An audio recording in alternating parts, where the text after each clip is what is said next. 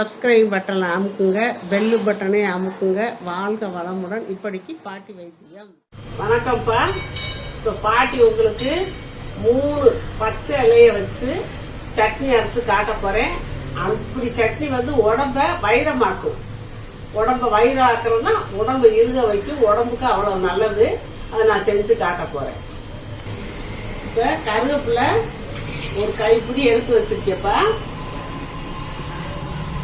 இந்த கருவேப்பிள்ளையில பாதி அளவுக்கு வர்ற கொத்தமல்லி இலை வச்சிருக்கேன். பாதி அளவுக்கு புதினா இலை வச்சிருக்கேன். இது ஒரு பங்குனா இது பாதி பங்கு. அப்ப 1 பங்கு ஆயிரும். 2 பங்குன்னு வச்சுக்கோங்க. எனக்கு கொஞ்சம் அந்த பிரண்டை இலவம் பிரண்டை, அந்த கொழுந்து பிரண்டை கிடைச்சிச்சு. அதை நான் நறுக்கி வச்சுக்கிட்டேன். இது போடணும்னு அவசியம் இல்லை, எனக்கு இப்ப கிடைச்சிச்சு. சரி, இந்த சட்னியில சேர்த்தா நல்லா இருக்குமே அப்படின்னு சொல்லி இதையும் சேர்த்துக்கிட்டேன். பிரண்டை சேர்க்கறது நல்லதுதான்ப்பா, கால்சியம் இருக்கிறது. அதனால இது சேர்த்துட்டேன். உங்களுக்கு கிடைச்சா சேர்த்துக்கோங்க. அப்படி இல்லைன்னா இதை விட்டு போட்டு இதுகளை வச்சு அரைச்சிக்கோங்க. நான் இப்ப கிடைச்சதுனால, கொஞ்சமா கிடைச்சதுனால எதுக்கு வேஸ்ட் பண்ணணும், இதை கூட சேர்த்து அரைச்சிடலாமேன்னு வச்சுக்கிட்டேன். கொஞ்சம் சின்ன வெங்காயம், ஒரு 50 கிராம் சின்ன வெங்காயம் வச்சிருக்கேன். இஞ்சி ஒரு துண்டு வச்சிருக்கேன். காஞ்ச மிளகா 4, பூண்டு குட்டி குட்டி பல்லா இருக்கிறதுனால ஒரு குட்டி 10 பூண்டு பல்லு வச்சிருக்கேன். புளி பெரிய நெல்லிக்காயில ஒரு சின்ன அளவு நெல்லிக்காய் அளவு புளி வச்சிருக்கேன். உளுந்து 1.5 டீஸ்பூன் வச்சிருக்கேன். உப்பு தேவையான அளவு நம்ம போட்டுக்கிற வேண்டியது. இதை நான் வறுத்து எப்படி அரைக்கிறேன்னு பாருங்க. பார்த்து நீங்களும் ஃபாலோ பண்ணணும். பாருங்க. இப்ப இதுல ஒரு 1.5 ஸ்பூன் எண்ணெய் ஊத்திக்கிறேப்ப. 1.5 ஸ்பூன் அளவுக்கு எண்ணெய் ஊத்திக்கிட்டேன். நல்லெண்ணெய் தான்ப்பா ஊத்திருக்கேன். புளிய இதுல அப்படியே சுட்டு பொரிச்சு எடுத்துக்கலாம். இப்ப புளிய பொரிச்சு சுட்டு எடுத்தாச்சுப்பா.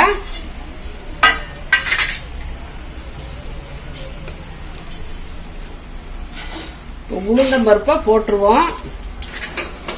சும்மா 2 கிண்டு கிண்ட உடனே இப்ப கருவேப்பிலைய போட்டுருவோம்.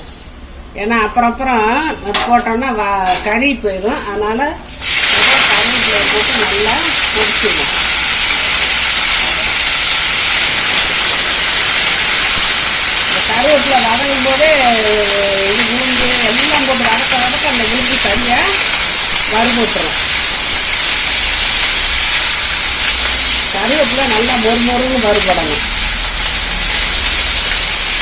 இப்போ கருவேப்பிலை வறுபட்டுருச்சுப்பா, போட்டாச்சு.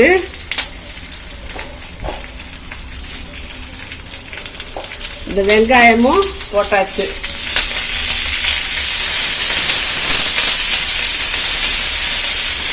வதக்குவோம். இந்த கொத்தமல்லியும் புதினாவும் மட்டும் போட்டு 2 கிண்டு இறக்கிடுறேப்பா. அது ரொம்ப வதங்க வேண்டாம்.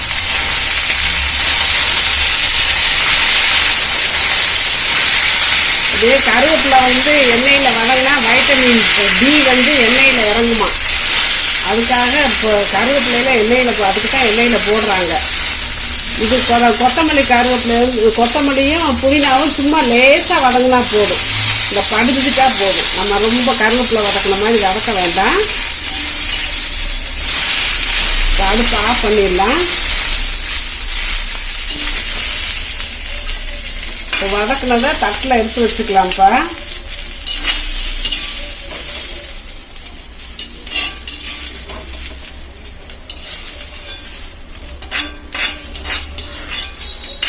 சளி பிரச்சனை, செரிமான பிரச்சனை, பித்த பிரச்சனை எல்லாத்துக்கும் நல்லது.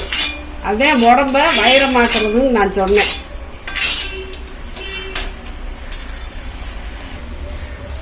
இப்ப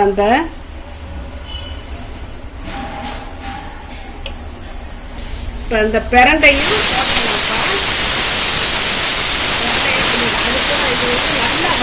அதனாலதான் நான் இப்போ போடலை, தனியா பண்ணிட்டேன். இது அரிக்கும். பிரண்டை அரிப்பு தன்மை உடையது. நல்லா நம்ம வதக்கணும்.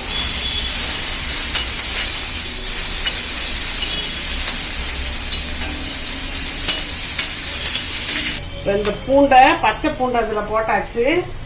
பூண்டெல்லாம் வதக்க வேணாம்.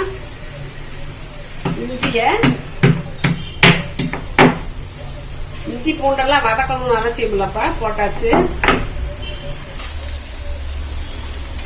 இப்போ பிரண்டைய வதக்கிட்டு இருக்கும் போதே அதுக்கு தேவையான உப்பையும் போட்டு வறுத்துருவோம். உப்பை வறுக்கிறது நல்லதுதான். நம்ம தண்ணியில கொதிச்சு வேக விட போறதில்ல, அப்படியே சட்னி அரைச்சு கலக்க போறோம். அதனாலதான் புளியவும் உப்பையும் வறுத்துறது.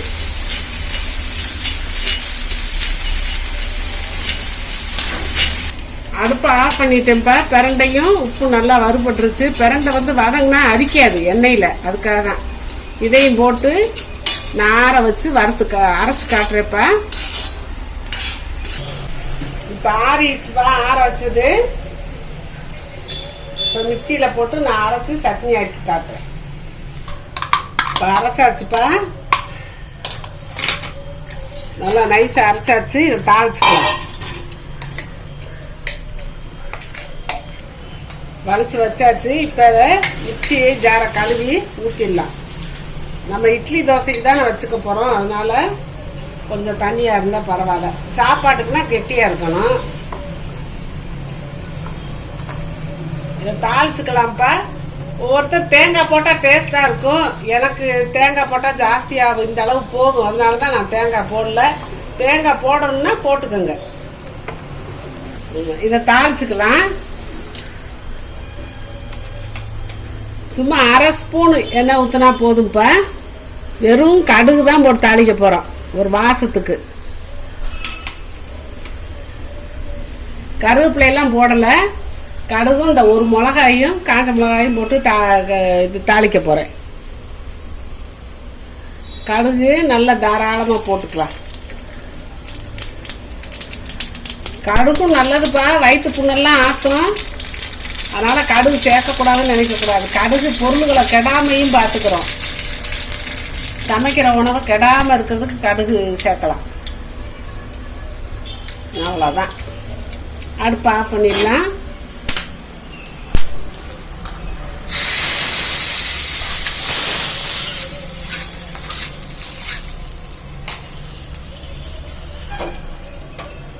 இந்த சட்னியில கருவேப்பிலை, கொத்தமல்லி, புதினா, அப்புறம் பிரண்டை, வெங்காயம், பூண்டு, இஞ்சி எல்லாமே சேர்த்தாச்சு. எல்லாம் நல்ல பொருள்கள் தான். இது பிரண்டையில கால்சியம் சத்து இருக்கு. இந்த கால் எலும்பு, எலும்புகளுக்கு பூரா அது கால்சியத்தை கொடுக்கக்கூடியது. இது கருவேப்பிலைக்கு சொல்லவே வேணாம். கண்ணுக்கு நல்லது, முடிக்கு நல்லது, வைட்டமின் டி இருக்குது. தோல் மினுமினுப்பு ஆகிறதுலேருந்து எல்லாம் கருவேப்பிலையை பற்றி எல்லாருக்கும் தெரியும். புதினா சளி பிடிக்காமல் பார்த்துக்கிறோம். உடம்புல ரத்த விருத்திக்கு நல்லது. கொத்தமல்லி இலை அது ரத்தத்தை சுத்தம் பண்ணுறது, பித்தத்தை நீக்கிறது. பூண்டு வாயுக்கு நல்லது, இஞ்சியும் வாயுக்கு நல்லது. எல்லாமே போட்டாச்சு. உளுந்தம் பருப்பும் எலும்புகளுக்கு பலம் கொடுக்க வேண்டியது. நல்லா உளுந்தம் பருப்பு போட்டதெல்லாம் வாசமாக இருக்குது. அந்த புளி உப்பு மிளகா டேஸ்ட்டுக்காக சேர்த்தது. அது சேர்க்காம நம்ம சாப்பிட முடியாது. அதனால நம்ம இப்படி சட்னி அரைச்சி அடிக்கடி நம்ம டெய்லியெல்லாம் ஒரு சேஞ்ச் இருக்கணும். ஒரே சட்னியை நம்ம ஒரே சாம்பாரா இது ஒரு நாளைக்கு மாற்றி மாற்றி நம்ம அரைச்சி சாப்பிட்டோம்னா உடம்பு நல்லா இருக்கும். இது உடம்பு வைரமாக ஆக்கிறதுப்பா இந்த சட்னி. அதனால இதையும் நீங்க ஊடமாட அரைச்சி இப்படி சாப்பிடுங்க. புதினா சட்னி அரைக்கலாம், கொத்தமல்லி சட்னி தனியாக அரைக்கலாம், கருவேப்பிலை துவையல் தனியாக அரைக்கலாம். இது மூணுமே கூட்டா செஞ்சது, 3 இலையில செஞ்சது. உடம்ப வைரமாக்குறது. இதை பழகிக்கங்க. நீங்களும் செஞ்சு சாப்பிட்டு சந்தோஷமா இருங்க. வாழ்க வளமுடன். சப்ஸ்கிரைப் பட்டனை அமுக்குங்க, பெல்லு பட்டனை அமுக்குங்க. வாழ்க வளமுடன். இப்படிக்கு பாட்டி வைத்தியம்.